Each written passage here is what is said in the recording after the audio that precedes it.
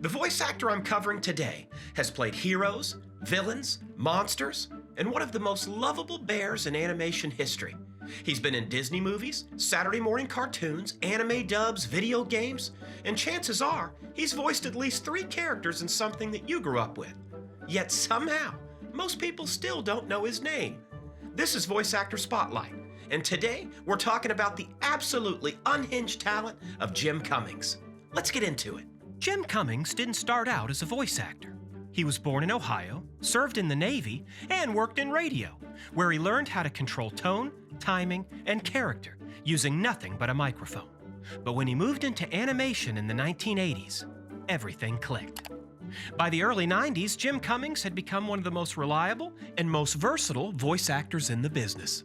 Studios didn't just cast him for a role, they cast him because he could fill half the cast. You may know him best as Winnie the Pooh. When the original voice actor Sterling Holloway passed away, Jim Cummings stepped into one of the most delicate roles imaginable, replacing a voice everyone already loved. And incredibly, he didn't replace Pooh, he became Pooh. I believe I shall buy Park Place. The warmth, the innocence, the gentle rhythm, it felt seamless. Now here's where things get fun, because the same man who voices Winnie the Pooh also voices Ed the Hyena from The Lion King. Ed? Yeah, that Ed. Okay. Funny and feral villain energy. It's not funny, Ed. It's a textbook example of a wide vocal range. Sweet honey-loving bear to unhinged hyena. Same guy, same vocal cords. And Ed and Pooh are just the tip of the iceberg. Jim Cummings also voices Darkwing Duck, I am the terror that flaps in the night. Hades, and various Disney video games and projects. I think we could use a little extra firepower. Pete, Tigger, the Tasmanian Devil in later years, and countless villains, monsters, dads, sidekicks, and background characters. He even stepped in to sing part of Scar's villain song in The Lion King when Jeremy Irons lost his voice. In some shows, Jim Cummings is talking to himself, arguing with himself, and sometimes screaming at himself. And you never notice. You have to dig it up. Oh, so we do. What makes Jim Cummings special isn't just range, it's control.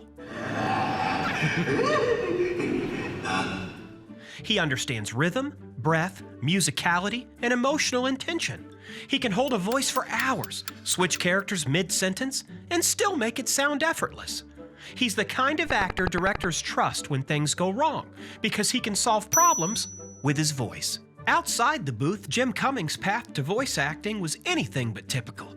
Before he was voicing some of the most recognizable characters in animation, Jim sang in bands. He played drums, worked as a riverboat deckhand.